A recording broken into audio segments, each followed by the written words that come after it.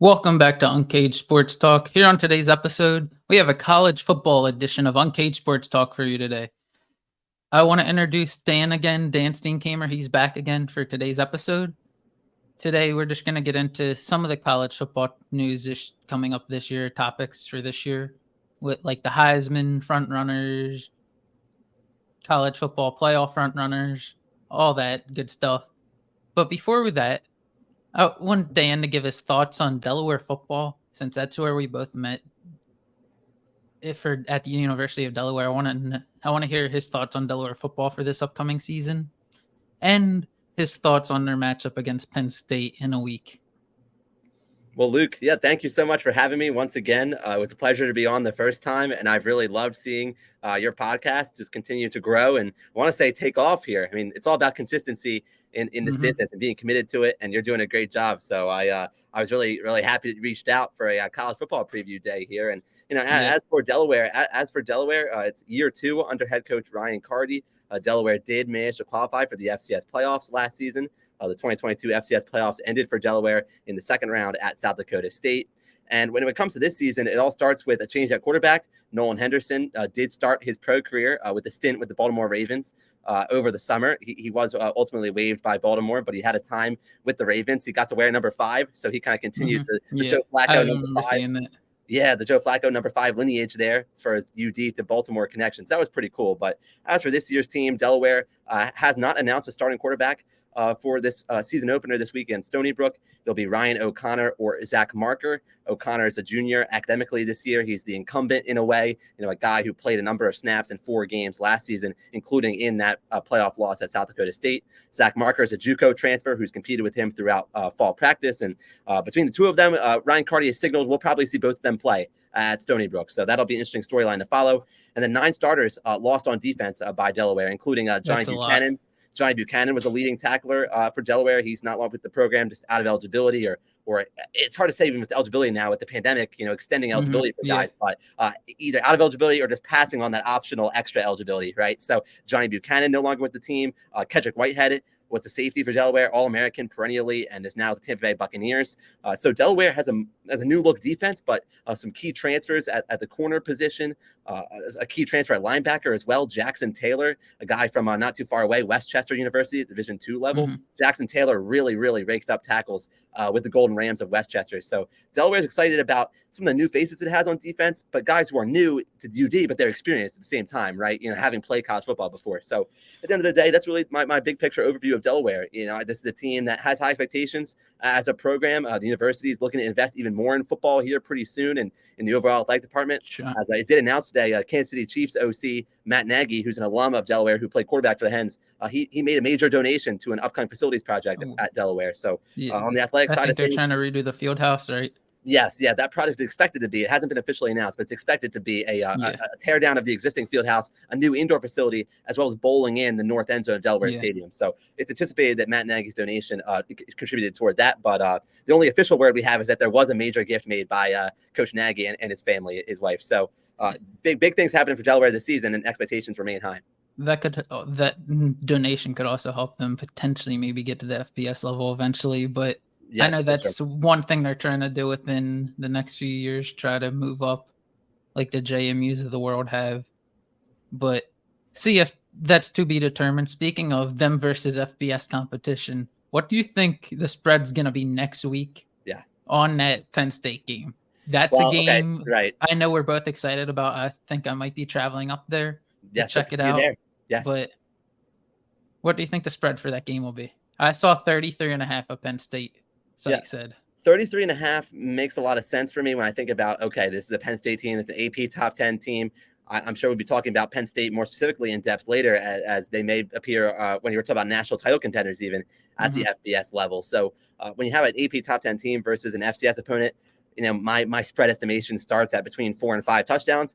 And so that sits right there. That 33, what was it, 33 number? 33 and a half. 33 and a half. I could see 31 and a half, 30 and a half, something like that. Because Delaware does have some name recognition, does have just kind of, if you're casually betting, if you're well, maybe you're not casual. If you're willing to bet on Penn State, Delaware, maybe you're not casual. But, Delaware may have a bit more cachet than the average FCS name, where it could bring that spread down a little bit, from 33. You can maybe see it be at 31 or 30, but, 29, 28 is as low as I can see it going, right? Like 28 and a half. So I think that's all fair, though. On that site that I saw, it was a Penn State fan site. Yeah. They said they think the line might not even be posted. They were predicting lines from throughout the year. They said they don't even think it'll be posted. It would have to be offshore betting. Yeah, not every book. There might not be a book in the United States that has it. Yeah. Because they would expect most picks to be on the Penn State side.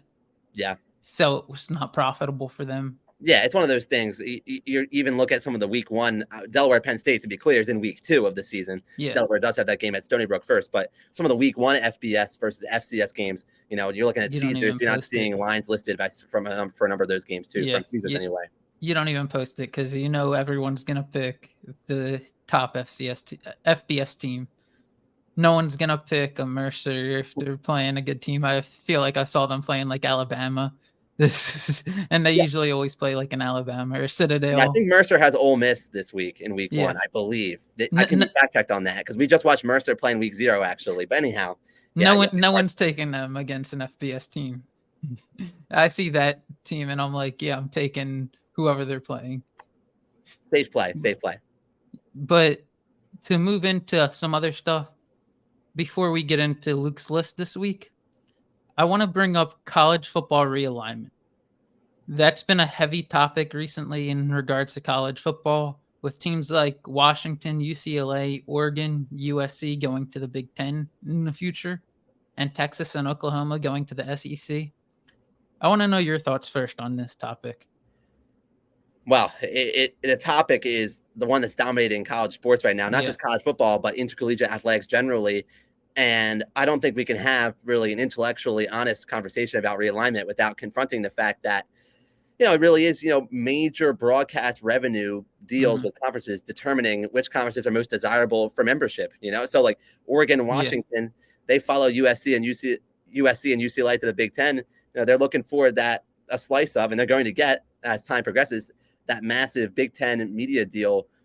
In the Big Ten's upcoming media rights deal really does kind of mirror almost the NFL style, where you have multiple national broadcast partners in play, right?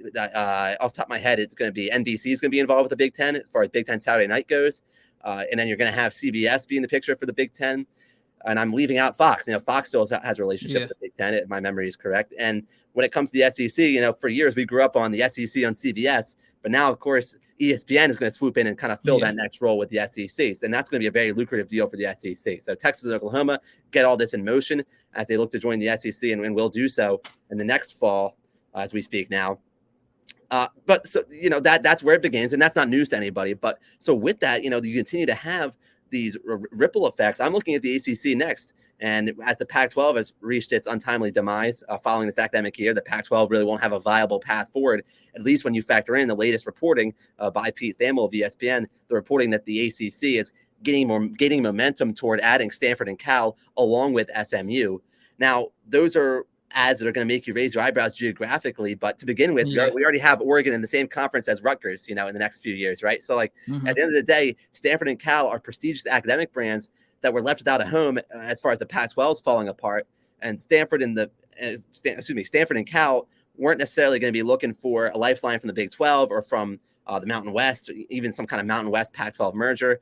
Because at some point, Stanford and Cal, Stanford's athletic department in particular, Stanford has a very strong top-to-bottom athletic department. I mean, Stanford wins championships in a vast number of Olympic sports regularly, and their brands, their reputations, their just perception as far as the higher education world goes, it goes without saying that Stanford and Cal or who you want to be associated with. And so Stanford and Cal look at the ACC and see a league that could use some more stability, could use some more strength in numbers with the discontent of a Florida State that's been made very public, and the discontent likely of a school like Clemson, who probably could have more options as far as realignment goes in the future. Clemson's a strong football brand. Yeah. So you think about that, and you think about how the ACC is likely to, at some point, lose a couple of those kinds of schools to an SEC or even a Big Ten. If the Big Ten would maybe to look towards a UNC or UVA to kind of shore up its own strong East Coast academic options, then the ACC did need to think about being open-minded as far as geography goes. And as difficult as that's going to be, it's being reported by Pete Thamel today. If this were to go through, and it's still very fluid, Thamel reports, but if it's to go through, this would be Cal, Stanford, and SMU all heading to the ACC for all sports. So while that would be extremely challenging, not just for football playing certain cross-country games, but for many other sports that you're playing more on weekdays and you are on weekends at times as well. That's a huge burden on those student athletes. But at the end of the day, I do think it can make sense for both parties. The ACC would like to add some strength in numbers. The ACC can get a bump up in its own current ESPN deal as far as media rights payments go. ESPN can kick that number up a bit for the ACC. If you see these all three schools added, there can be an additional pool of millions of dollars to distribute among the schools, as well as a portion of those millions of dollars in increase in MMR money. A portion of those millions can go towards what the ACC is hoping to accomplish, which is a pot of money that's distributed to member schools based on how they perform in terms of reaching the postseason or in terms of which bowl games they achieve, which bowl games they appear in. So the ACC has gone through a ton of combinations of models. I would assume, and I've read from various outlets, the ACC has really been looking to close the gap between itself and the Big Ten and the SEC in terms of broadcast revenue as far as media rights deals go. And currently, it seems like the trajectory is the pathway towards that is adding Stanford, Cal, and SMU. What's notable about SMU is SMU would be coming in, it's being reported, at receiving none of its own media rights money for the first about 7 years or so. It's the reporting. Oh, wow. No broadcast revenue for the first 7 years. But SMU, what's to its benefit is it's in Dallas. It has a wealthy donor base, a booster group that's prepared to help foot that bill for the athletic department, or in terms of foot the opportunity cost that the athletic department is incurring by not accepting that. Not accepting any share. We call it a share, of conference revenue money. So that's a big difference maker for SMU. Certainly, I think ACC football schools would appreciate having SMU in the league in terms of having a presence in that hotbed in the middle of North Texas, recruiting. But I certainly understand when people read it and they say, if this goes through, it's Stanford, Cal, and SMU to the ACC. That's going to really make people scratch their heads even more, because the ACC was one of those last few of the Power Four conferences, we're calling them now, right? Yeah. Where it really was still regional. You have your Atlantic Coast, top to bottom. My friends up at Syracuse, all the way down to Tallahassee, Florida State, right? So prepare for a shakeup even more as far as that goes. The one thing that I think is getting lost in all of this with the conference realignment, the people who are getting screwed are the students, especially the ones that are not playing football. The ones that play volleyball, that travel weekly, the ones that play basketball, that got to travel weekly, and they have class at 5. They have class at 6 a.m. You got to go for a weekday game, cross country, then fly back. That's getting lost in all of this. I saw the one coach a few weeks ago talking about, I forget what school the coach was from. Might have been Mizzou football. Yeah, Mizzou. Yeah. That's exactly it. He was talking about the number one cause of mental health issues, sleep deprivation, not getting enough sleep. These students are playing a weekly game like this. Oregon, they'll have to go over to Rutgers, playing a weekday game in basketball, just to in the middle of a semester, and then have to fly back and do class at 6 a.m. after a 10-hour flight. The demands are already high as a Power 5 athlete. Students are getting screwed over. Yeah, no, your point's well taken. The demands are already so high, to be a Division I student athlete at any level, but especially at what we're calling the Power 4 now, if we're subtracting the Pac-12, right? Like the demands are still just so high. It's the absolute highest level of competition when you're on the field or on the court, whatever playing surface, of course. And then, these schools, they're holding their student athletes academically accountable just as any other student, but it's got to be. There's not enough research done, I think, in many ways too, on any number of long hours flying to just having to be on the plane, changing time zones. Now, conferences will look to make it as efficient as possible, I'm sure, and try to keep it to an efficient manner where you're not zipping back and forth needlessly, right? Like you try to make it so that you're not logging necessarily as many flight hours as the planes can fit. But yeah, a lot's to be seen about it. A lot is to be seen, and the top of the FBS is just continuing to set the tone for everybody else. The one way I expect it to go, though, I could see potentially happening, especially with like the Big Ten, with Washington, UCLA, Oregon, and USC all going there so far. I could see the Big Ten basically doing a Western and Eastern, and then just during the middle parts of the year for other sports where kids aren't in classes, try to figure out the best time where kids aren't in classes. And that's where they'll do, like, they'll have the East versus West, and that's where they'll do the, like, division matchups. Yeah, it's where you have Like, crossover. they'll split it to 2 divisions, and then they'll do the division matchups when the kids aren't in school, aren't doing their classes.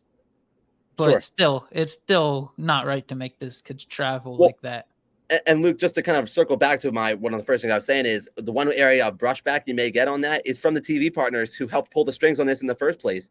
The Big Ten, the way it views it, Oregon versus Ohio State, soon to be a conference game, that's valuable TV inventory, right? Like, you're not only get folks in Eugene and in Columbus watching that game, any casual fan, any casual football fan, really, somebody who's maybe more into the NFL, well, they know the name Oregon and they know the name Ohio State. That's to be sure. You're going to pull those viewers in, maximizing those kinds of games, those high profile games, UCLA versus Michigan, making that a conference game, having that happen more frequently over the years.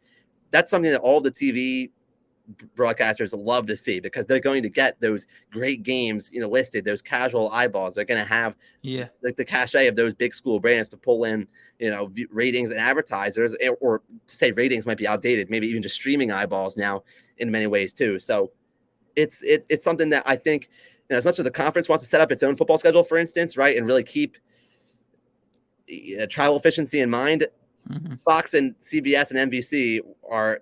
I'm not trying to overly villainize them or anything, because they're exposing, what's great about college sports to millions of people. It is great that people can see, on these national linear platforms, but that praise only goes so far, because at the end of the day, the money is coming in, the money's changing hands with those folks. So they're not worried about the students. They're not worried about like the students' well-being. They're just worried about money. That's their end goal. They're not worried about anything else but the money.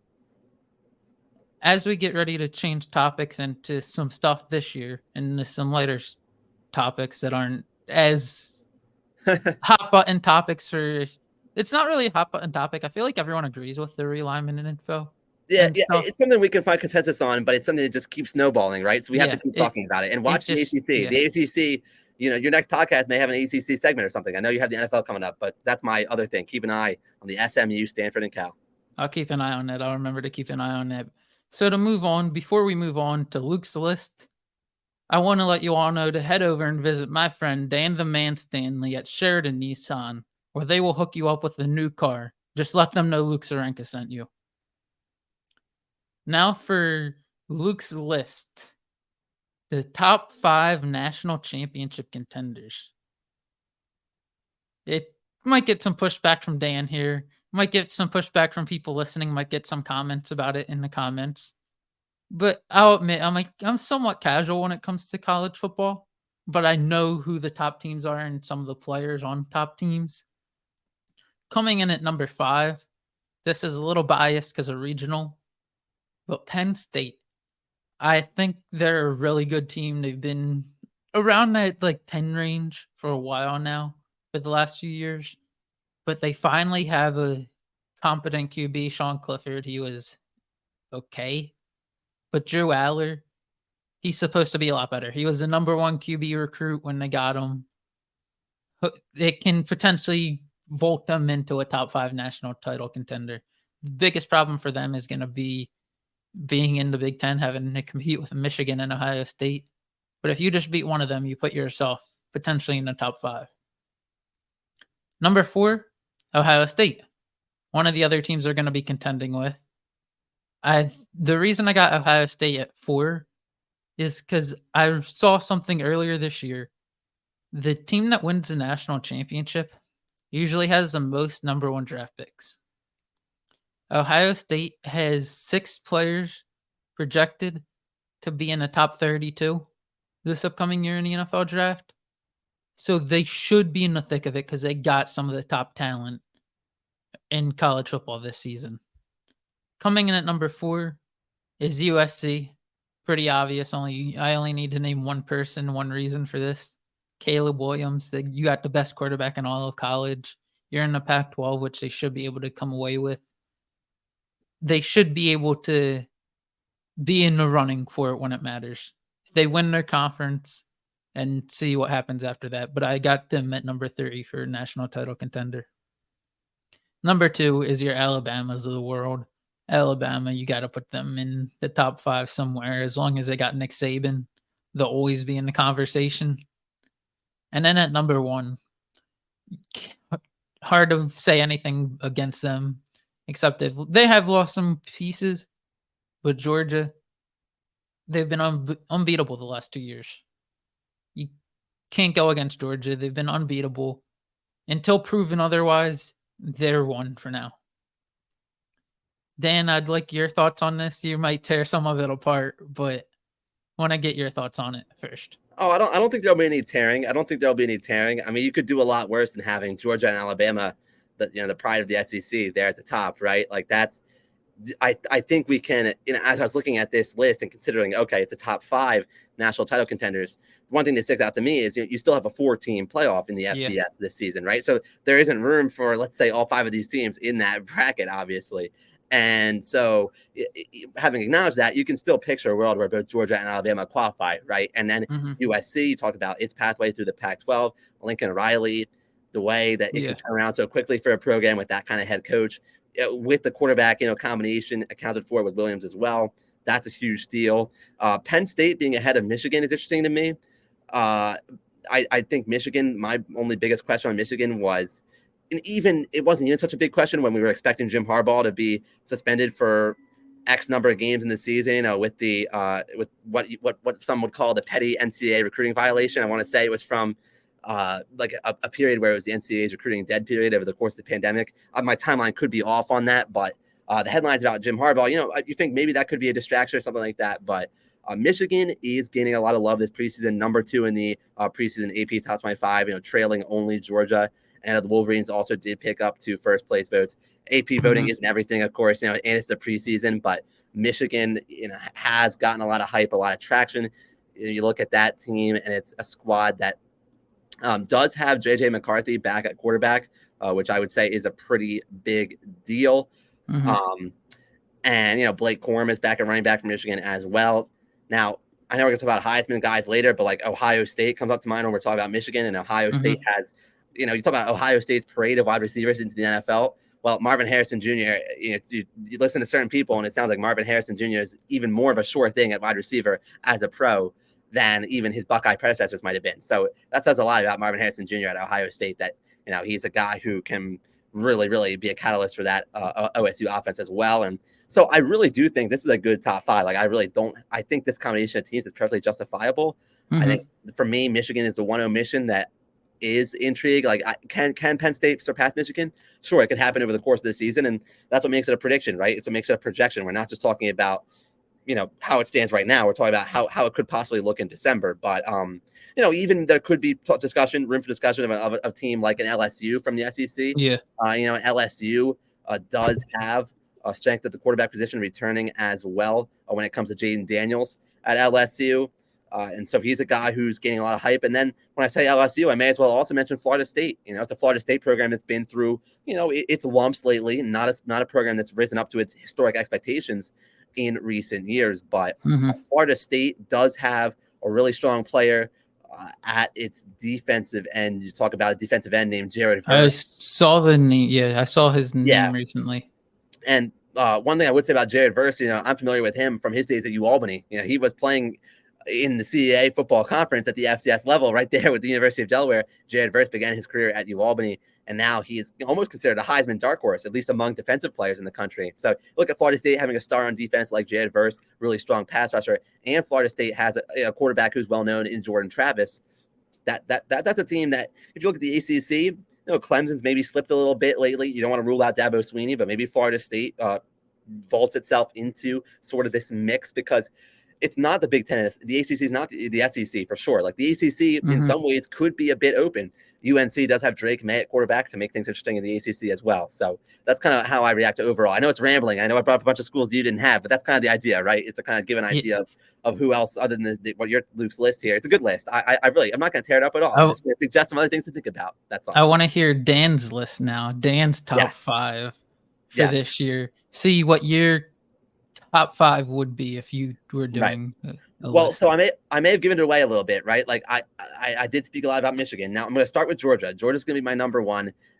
Kirby Smart has turned Georgia into the only SEC school that has a reasonable claim to projecting to an even stronger future than Alabama has, right? Like Kirby Smart is the match for Nick Saban finally, right? Like I think we're seeing that those two are going to be on that kind of level playing field. So for me, it begins with Georgia as my number 1. Now that's not a hot take or anything, but where we get, to the other interesting portions of this equation, for me, Ohio State's going to go at 2. Ohio State is the AP number 3. Ohio State did pick up 1 first place vote in the preseason AP, and it's Ohio State. You look at just the recent legacy that they put together. It's a roster that is. You talk about Ohio State in your own segment. The pro prospects are ample, right? Ryan Day's a coach who is a really strong offensive mind. So I'm going to put a lot of faith in Ohio State once again. On a consensus big board I look at from a site, sorry to cut you off, but from NFL mock draft database, it does a consensus big board, which with a bunch of big boards combined from a bunch of analysts out there. They got Marvin Harrison, Emeka Ibuka, 2 wide receivers in the top 10. JT Tiamalu at 14, an edge rusher. That's 3 players in the top 15. A cornerback, Denzel Burke at 27. That's 4 players in the top 27. 5 players in the top 29 with Michael Hall, defensive lineman. Then you got Donovan Jackson, which is 6 players in the top 33. And then Trayvon Henderson, 7 players in the top 36. And the list keeps going with an edge rusher, Jack Sawyer at 38. That's 8 players in the top 38 players in college football, which is insane.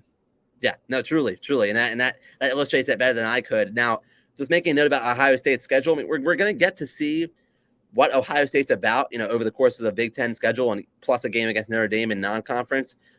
Ohio State does play on the road for a number of its most difficult games, including at Notre Dame on September 23rd. It's on the 23rd on NBC. That's that Saturday night NBC game. It's going to be Ohio State at Notre Dame on September 23rd. Ohio State also travels to Wisconsin in late October on Halloween weekend. So that's a preseason ranked Wisconsin team under Luke Fickell. And then lastly, of course, to close out the regular season on November the 25th, it's Ohio State at Michigan. Michigan's a team that has momentum against Ohio State in that series. And so that's, of course, going to be circled Big Noon Saturday on Fox on November 25. So you total it up. It's at Michigan. This is going reverse chronological order now, but it's at Michigan, at Wisconsin, at Notre Dame. There is a home ranked opponent. Penn State does go to Columbus the week before Ohio State's game versus Wisconsin. So you see it's mostly road games among those ranked foes. So not saying Ohio State isn't a talented team enough to travel or anything like that. That talent's going to travel well, but I do think that, hey, if Penn State gets them in that home game, like if Penn State goes on the road and gets a win, that puts all the more pressure on that late season game, that season finale, I should say, at Michigan for Ohio State. So while I'm giving them the love at number 2, I'm not as solid on them as Georgia at 1, just to put it that way. Moving forward to number 3, as we go through my top 5, it's going to be Michigan right behind. Like I really do think Michigan and Ohio State, I put them neck and neck. You could have even maybe put Michigan at 2, right? I think that's defensible. But some of the off-field, like you don't love a lot of noise generally, in an offseason, and there's just been noise and clutter in the news cycle about Jim Harbaugh. Could be overrating that at this point. Michigan's got a lot of momentum. I mean, Jim Harbaugh's had the runway to fully relaunch Michigan into a national perennial contender and brand. So Michigan was always a brand, but to be clear, I think now, there's a lot more belief in Michigan being a regular top 4 kind of team. Even when we get to the 12-team format, when the FBS goes to the 12-team playoff, I think folks are going to expect Michigan to be at 4 in the top 4, in the foreseeable future. And with that, now we have Georgia, Ohio State, and Michigan, 1, 2, 3. Alabama's not going to be outside the top 4 for me to start. Like I think Alabama is going to have to be at 4. I wasn't willing to leave the Crimson Tide off. Sure, Bryce Young is now a Carolina Panther, and so you're looking to next man up there. But the defense for Alabama is going to be it's going to carry over. It's going to carry over, and so I'm going to not bet against a Nick Saban Bama team anytime soon. So to me, if I left them out of the top 4, that'd be betting against them. So I'm not willing to do that necessarily. And so while Georgia is ahead for most folks, ahead of Alabama, you look at Alabama's schedule. Overall, it's a schedule that should be manageable. You see ranked opponents, LSU and Ole Miss, those are at home for Alabama. You get ranked Tennessee also at home this season for the Crimson Tide. You do hit the road for the Iron Bowl, but who knows what Auburn's going to look like by that time. Could be a team that's really improved over the course of the season, but a game you circle for sure would be Saban versus Jimbo Fisher, Alabama at A&M, Texas A&M hosting the Tide on October 7th. That series has a lot of history to it by now. Texas A&M being a team that has gotten to Alabama in recent years, but Alabama is going to remain very, very focused and maybe feeling a bit overlooked because of Georgia. So that's my number 4, and then finishing it up for my top 5. We really weren't too different now. You can see after all this, but to not delay it any further for my top 5. And I know you had Penn State into the top 5. USC is a big consideration, right? Like you see USC's pathway. I considered all those. LSU I considered. And for me, LSU, there are only 2 teams that can be in the SEC championship, right? So as much as I believe Brian Kelly's he's had a year under his belt at LSU, I think that I'm going to go with, and I did go with, in the end, went with USC. The Lincoln Riley, Caleb Williams combination is hard to ignore, right? Like I think Lincoln Riley proved at Oklahoma, just like the quarterback farm, right? And Caleb Williams is already so Trevor Lawrence almost, or Patrick Mahomes. You hear those names talking around in the same conversation. Andrew Luck already, Peyton Manning. Yeah. So it's not like Caleb Williams needed a QB whisperer or anything, but USC, if I said UCLA, USC in the final year of the Pac-12, at least as we expect the final year of the Pac-12, USC, I think realistically is going to have the chance to have a kind of record and resume where it's going to be a top 5 kind of team. Now that could be, there's a lot of weight on USC. Could that fall off? Could there be, a hiccup down the line? There easily could be, and that can open the door for, an LSU, an ACC, like a Florida State or Clemson. I'm not going to rule out Clemson with Dabo. Any given year. And or Penn State, like you had at your number 5. That if USC falters, that can open that door as well. And I really think the more the Big Ten expands and the SEC expand, there isn't going to be, in the final year of the 14 playoff, there isn't going to be that much blowback to, as many as 3 teams, right, from one league. Now it's going to be hard to do, but what happens if can we really rule it out nowadays? I don't know that we can. I got an interesting question for you regarding the top 5. What happens if Penn State, Michigan, and Ohio State all go 11-1? Yeah, they all beat up on each other, right? Well, I'd have to see how the Big Ten tiebreakers work, right, in terms of that championship game access, because if you win the Big Ten championship game, that does a lot, right? Like you're in at that point. Yeah, that person gets in, and then does the other one go between whoever beat who? I guess in that situation. Yeah, it would probably. Your head starts to hurt with all the math that could go on, right? But I think it depends on the landscape too. Like it really does. Because if Alabama and Georgia are both there, those are 2 spots. Big Ten champ is a 3rd spot. You're not going to have 2 teams from just the Big Ten and SEC get in. You're going to have an outside team get in, most likely. Well, like USC we talked about, right? Yeah. But I don't know. I wouldn't be all that surprised. I really would not be. The more I think about it, I would not be all that surprised if it's Big Ten SEC, because that would be insane. It would seem insane, but the ACC hasn't exactly been the same at the top of the league lately.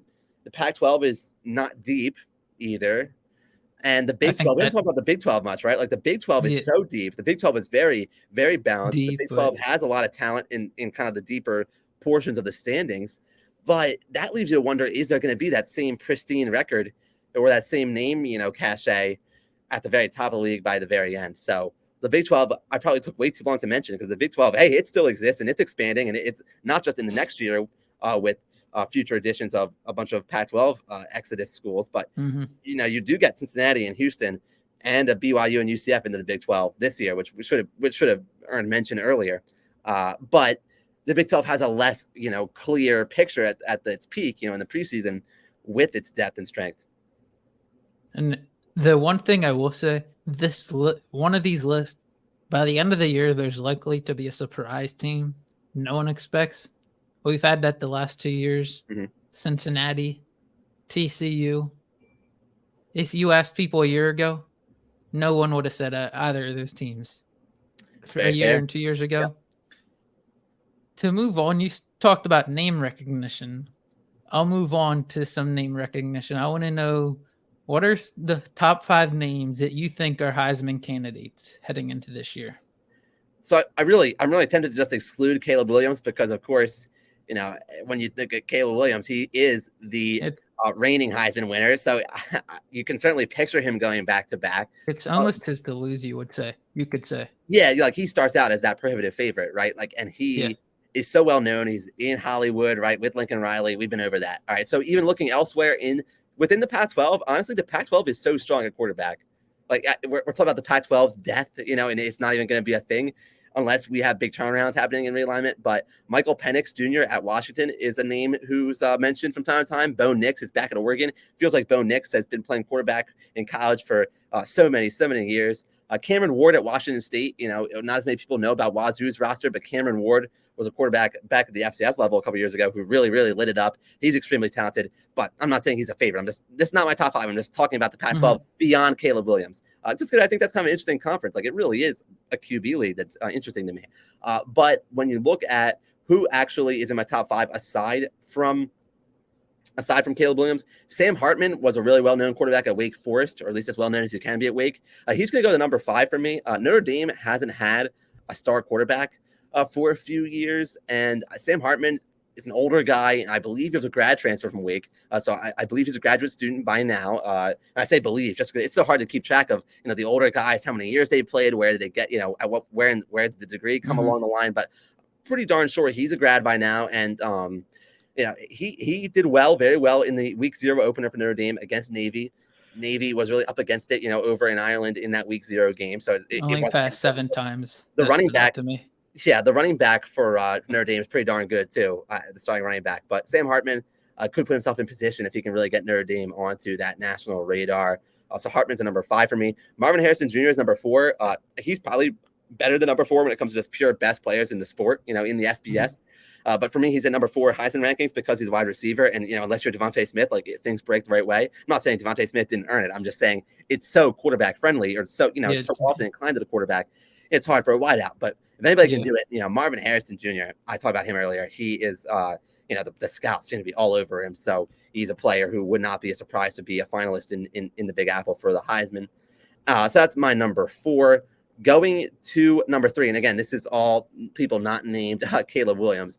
Going to number 3, keeping it with guys at quarterback, Jaden Daniels at LSU I think is going to have a couple moments during the year who make more people learn his name, and he'll start to gain traction toward it. I really do think LSU, it's a team with Brian Kelly that has a lot of this disposal. Jaden Daniels is, going to have a very important showcase game in week 1 against Florida State. LSU, Florida State. I want to say, and I'll verify right now, LSU, Florida State is that Sunday night game this Labor Day weekend, and it'll be Sunday, September the 3rd. LSU versus Florida State, a top 10 game. I actually got that on a ticker, I believe, at the bottom. Yeah, there you go. If you're watching on YouTube. Yeah, number 5 LSU if you're watching on YouTube versus number 8 Florida State. There it is. Perfect. And that's careful. Just so you remember, it's not a Saturday. It's even more of a standalone game on that Sunday on September the 3rd. So anyhow, that's an important game for Jaden Daniels at quarterback for LSU. And if that breaks his way, like that could get him on the right foot toward justifying my placement for him for Heisman. Getting into the top 2. And again, it's going to sound weird because it's not Caleb Williams, but I like number 2 to be JJ McCarthy at Michigan. I know that's aggressive. I was hyping up Michigan before, but again, if you're a Michigan quarterback who has a chance to go head-to-head with Ohio State in a very meaningful game, Michigan has one of the best rosters in the world. Like, a ton of athletes on that team. The quarterback's going to be the beneficiary of a lot of that. So maybe it's going to be hard for McCarthy to kind of shift that narrative and take the game into his own hands. But I think if I was high on Michigan as a team overall, I have to be high on its quarterback, right? And I am. And and it's not going to be easy. Like even Drew Aller at Penn State, if Penn State cracks the top 6, the top 5, the top 4, Drew Aller is going to get, as a young guy, a lot of attention, and a lot of love. So McCarthy's path is tricky, but I do want to mention him in my Heisman role. And then, Quinn Ewers at Texas for me is going to be at number 1. Again, this is a kind of an aggressive pick because Texas, has other quarterbacks in the room. Arch Manning, as a young guy at Texas. Yeah, not necessarily. Start to struggle. You might hear some Arch calls because the last name Manning. So if viewers can keep Arch Manning at bay, if that's happening, right, then you would think Ewers is playing at a Heisman level, right? Like, so that's what it's going to take, kind of thing. So Ewers, it's easy to forget, like with the presence of Arch Manning, as far as the Longhorns go, Ewers was a highly regarded guy as a recruit himself, and Texas played a game against Alabama last year that was pretty darn good. Before Ewers had an injury. Like I'm just carrying that over in my memory and thinking, what? He was doing really good last year. Yeah. So before that injury, it's bold, but it's Texas, right? Like it's hook 'em horns. If Texas is ever going to be back, right? Or it's about, is Texas back on that kind of that national stage and that level of prominence that you would think historically they should be meeting. Then that's where I go with that. I know it's a pick that. It's a little bit on a limb, right? Like Michigan and Texas quarterbacks, huge household name schools with quarterbacks having a lot on their shoulders, but have talent around them. That's kind of where my equation gets for those names I mentioned. But that's where it falls for me. And then Caleb Williams, don't have to beat that horse. Caleb Williams is like the super 1A, as it stands now. But Caleb's speak about other guys as well. It's basically his to lose. He'd have to have a choke job to lose it almost, just because the name. Yeah. And he doesn't necessarily have to tailspin. Like you say choke, like people probably think of like a huge disaster class kind of game. But there could be just losses that are close losses, narrow games, hiccups. Anything. People are going to be watching him so closely that anything that isn't the top 1%, the top level, the best of the best, it's going to get people talking about other guys. Just because there's going to be that interest in who else could there be. Because Heisman is about storylines a lot, right? So who's going to be the best story at QB, especially.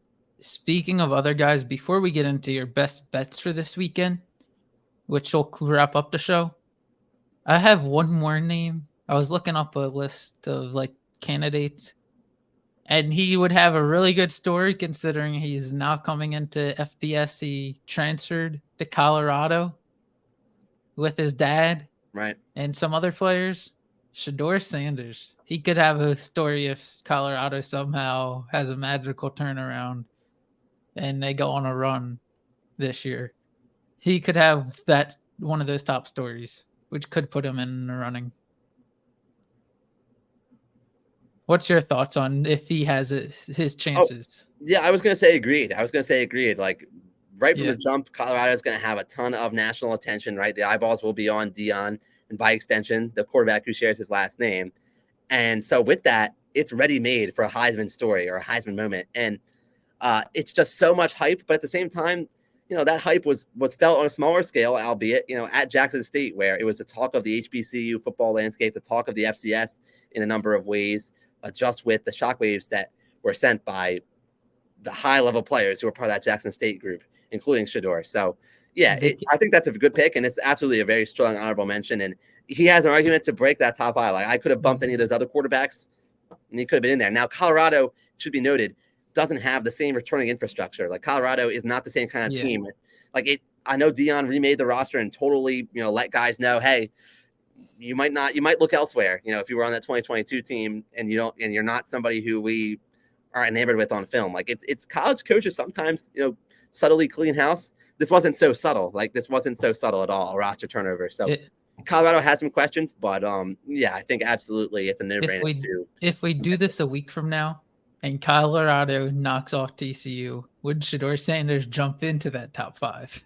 He would absolutely have people betting. We talked about the betting odds earlier, and we're going to segue into it. So knocking off for me, but he'll absolutely start trending. And it's that it really in this Twitter era, in this X.com or Twitter era, part of it is if you're trending. What makes you trend? Are you trending upward? If Deion Sanders' first ever FBS game with Colorado and his son knock off a ranked team, you get yourself some notoriety immediately. They'd be the talk of college football. They'd be making some headlines on shows like ESPN, the new FS1, Undisputed show.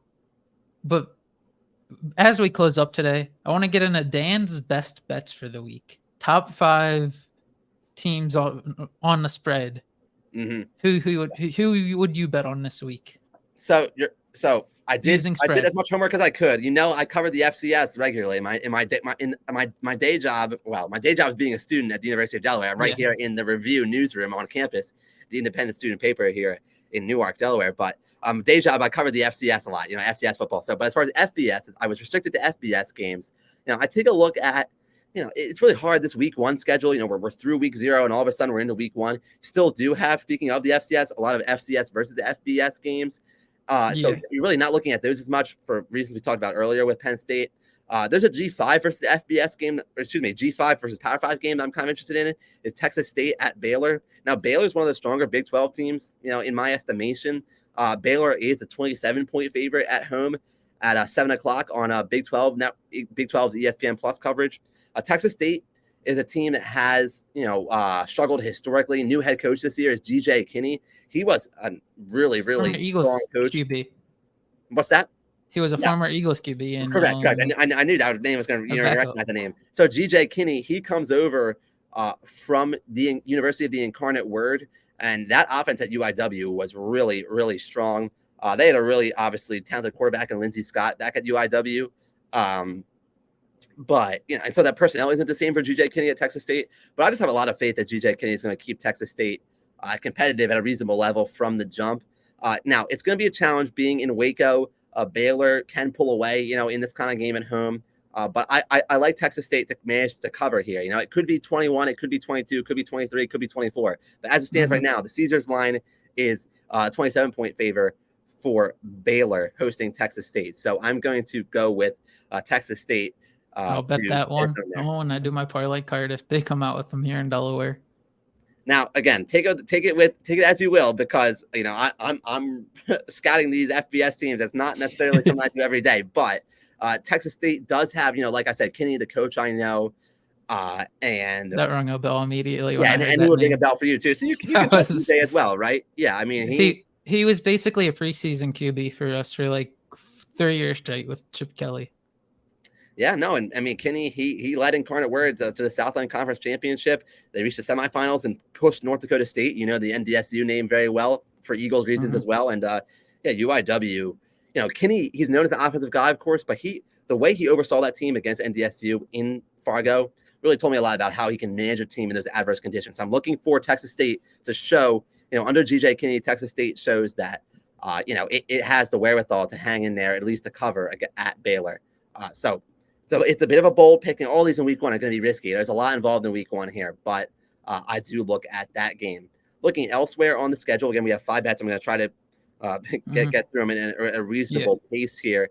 UConn being a 2-touchdown underdog at home against NC State is interesting to me. Jim Mora really seems to have kind of turned around the culture at UConn, just kind of the expectations that the Huskies have. Not to bring up Delaware again, but UConn, has done well in recruiting in the transfer portal. UConn's pulled in a couple of Delaware guys, a Noah Plack at safety. They moved him up to linebacker at UConn, but he's a name you'll remember, Luke. And Noah Plack, a really strong, hard hitter. I would expect he'll have plenty of time in that defense. They added Brett Buckman at wide receiver, also a Delaware guy. But I'm not picking UConn here because of that. I just think UConn, really doesn't have a lot to lose, in this opening game against the P5 and NC State. NC State will be playing UConn on this coming Thursday night, August 31st. So traveling on a weekday all the way up north, all the way up to Connecticut, could be a bit of a trap for NC State, So, again, it's another underdog I'm picking here. It's bold, only bet what you're prepared to lose, as that disclaimer always goes. But UConn does have a new starting quarterback named Joe Fagnano. Joe Fagnano played quarterback at Maine for a number of years and was an all-conference kind of quarterback for Nick Charlton, who was the head coach for a time at Maine. And Charlton is now the OC for UConn. So you have a guy who's a quarterback who's an established starter. They named him the starter. He has plenty of experience in that system, at least with Charlton calling the plays for UConn as OC. And I think UConn, the spread is, sneaks up on people like 14.5. UConn has a reputation, right? But I think this season, maybe UConn did make a bowl, if I recall correctly, last season. Did they make a bowl? I want to say they did. I think they did. So it's a team that I think is probably finally getting into gear in a sense. And will it be enough to have us sterling record, maybe not. Like, you could still hover around 500, still eke out bowl eligibility. But NC State, the Wolfpack, I don't consider them to be the class of the ACC. So it's going to be a tall task, and UConn's a rightful underdog. I think that UConn could manage to cover there. So that's my number 2 of these 5 picks against the spread. Looking elsewhere, I'm almost cheating here. Sam Houston's a new school to the FBS, transitioning up from the FCS. Sam Houston is in its FBS debut at 10:15 p.m. Saturday on FS1. And that's 10:15 Eastern, I should say. Sam Houston's at BYU. The Bearcats of Sam Houston are a 20-point underdog. BYU has a lot, riding. I'm sure BYU has high expectations in terms of first game as a Big 12 member, should blow out the Sam Houston team visiting. Sam Houston's record last season is a bit deceiving. I mean, as they were ineligible for the FCS playoffs, Sam Houston really did go ahead and redshirt a number of guys, really had a transitional year, tried out a bunch of faces at different roster spots. And Sam Houston maybe didn't have the kind of success last season that it really has built itself into at the FCS level. Sam Houston this year is going to be all systems go. And I think that Sam Houston playing with nothing to lose. Sam Houston can keep that game at BYU pretty close. So that's my last underdog that I like. I like Sam Houston at BYU. It's going to be my pick there. Again, am I biased because I'm leaning toward my familiarity with Sam Houston from my FCS coverage? Sure, right? But the way I see it, week 1, there's so many kind of odd games, so many non-conference games by and large. It's really, you're looking for places where, individual bettors. This is just my 5 picks, right? And I'm not necessarily going to actually play this at all, just to be clear. But I'm playing it. My best advice, my best estimation is, you're looking for what you're used to, what you're really familiar with, names you can know and trust. For the most part, underdogs who you can kind of put some stock in. So for me, it's Sam Houston State University at BYU. BYU is going to be a tough place to play. Provo, Utah. I would think the elevation's a bit of a factor there almost. I want to say there is kind of a different kind of elevation there, right? I think it's a mountainous area. Of course, being on the East Coast, I'm not as familiar. I haven't been out that way, but, it's not going to be an easy place to travel to or a home crowd environment to play in. So it could slip away, but I'm going to ultimately take Sam Houston to get within, not within 2 touchdowns, but could lose by 2 touchdowns or could lose by 17, something like that. Moving over to favorites, Tennessee hosts UVA at noon on Saturday, September 2nd on ABC. I'm going to go with Rocky Top there at 28-point favorite. Now, it's hard to say, a Power 5 opponent, right? Like Tennessee getting a ton of love there, but it is a top 15 team in Tennessee hosting. Tennessee's hosting a UVA team that is picked, near the bottom of the ACC. Virginia does have a new starting quarterback who I'm familiar with, and Tony Muskett. And Tony Muskett shouldn't be slept on. He was a really productive guy at Monmouth. But I just think for Tony Muskett to have his first start come in that kind of environment in the SEC on the road, that's a lot to ask for a UVA team that isn't necessarily, pegged very high, like I said, in its conference, just at a preseason level. So I'm going to pick Tennessee there. Tennessee's offense has a lot going for it, and I'm going to go with the Vols there in that battle of orange teams. So that is my losing track here. My notes. I believe that was my 4th. That's pick, your right? 4th. I have it written down because I'm. Yeah. I have it as well. I was losing track of my document. Okay, there we go. And with that, the final favorite I'm going to go with, and I wrestle with this a lot, right? Like it. I enjoy going with the underdogs a lot. It's bold, it's brash, but favorite wise, where else do you look? It's tempting. UMass at Auburn is tempting. UMass did manage to pick up an FBS win on the road in week 0 at New Mexico State. So UMass has some kind of life going into Auburn, but you would think that Auburn being a 36.5-point favorite, that could be coverable. That could be easily justified. Other places, other spreads you look at elsewhere in the FBS, there aren't a ton of lines available. So you really are searching high and low for a good pick. UNC South Carolina at the Duke's Mayo Classic in Charlotte is the college game day game. South Carolina is a 2-point underdog in that one. Spencer Rattler, and the Gamecocks should have something to say about that. I really do like the coaching staff at South Carolina. So UNC could be in a spot there where South Carolina covers. That's a game that should be a very competitive one. So I didn't ultimately go with UNC to cover as a favorite there. The favorite I did end up picking is going to be Virginia Tech. I know Old Dominion's beaten Virginia Tech in recent years, but ODU is at Virginia Tech at 8 p.m. on the ACC Network on Saturday. Going to go with Virginia Tech here. I think Virginia Tech just has an axe to grind at this point, and Tech should let it all out and get this one done. Old Dominion does have a really good new offensive coordinator addition in Kevin Decker, who came over from Fordham. So one last FCS reference. Kevin Decker, the OC at Old Dominion, has a really strong system. So Old Dominion should score points, right? Like, I'm not saying they won't score, but I think that with this line at Virginia Tech, the Hokies all this pent up frustration and just falling in games to ODU in recent years. I do think that as much as I almost have to pinch my nose to do it, I think at this point, Virginia Tech is capable of doing it in prime time at home. Now, it's not a situation where Virginia Tech got tripped up on the road down in Norfolk against ODU. It's a prove-it game, I think, for Virginia Tech. Yeah. Oddly enough, Virginia Tech's the two score favorite, and it's going to take a lot to beat ODU by 17 points. But I think it can be done just with ODU trying to break in, a new season. ODU. I wouldn't call them the top of the Sun Belt entering this year. So Tech is going to be the pick there, but I'm not as enthusiastic about that one, to be honest with you, because those games seem to skew close. They do seem to skew close. So I'm going against history in a little bit, and I'm counting a lot on that Enter Sandman, home field advantage for my cousin will probably be there giving them a cheer on. One of my cousins goes to Virginia Tech. He's a sophomore there, so hopefully he can help propel them to a victory with Enter Sandman. But if this parlay loses, I'll be sending you a text immediately because I'll try to play this if I can. Hey, prepare for it. Prepare for that to happen. Because, hey, man, if you can find FCS, I can guide you there a little bit more closely. But I don't want to diminish my own credibility too much here. I don't want to be too humble. I'd like to think that I'm backing myself up with a little bit of prognostication. It's week one, though. Week one bet. Yeah. Long season to go. So if you lose a little bit, I know you'll recruit. It'll be like $5. So it's nothing major. A $5 parlay card. But that'll wrap it up on this episode. I hope that those bets don't lose for me when I place them. I'm with you. But it should be a fun next episode next week. I want as many people to tune in as possible. I'm going to try and have 2 to 3 guests next week, as it's the first week of NFL football. Going to be giving my NFL predictions with record predictions for each team, a Luke's List top 5 power rankings, top 10 QBs potentially. Going to be a jam-packed week. Going to definitely push the hour mark next week as well. As we did today, as it turns out. So we had a lot of fun. Next week will be a very fun episode as college football week 2 starts and week 1 of the NFL starts. Week 1 of the NFL, which everyone's looking forward to. A Super Bowl run for the Eagles starts. But should be I want as many people to tune into that episode as possible. That's going to be the episode. That's an episode I've been looking forward to. Remember to like, subscribe, and comment on all of our platforms. That is greatly appreciated. Thank you for coming on again, Dan. It is nice having you.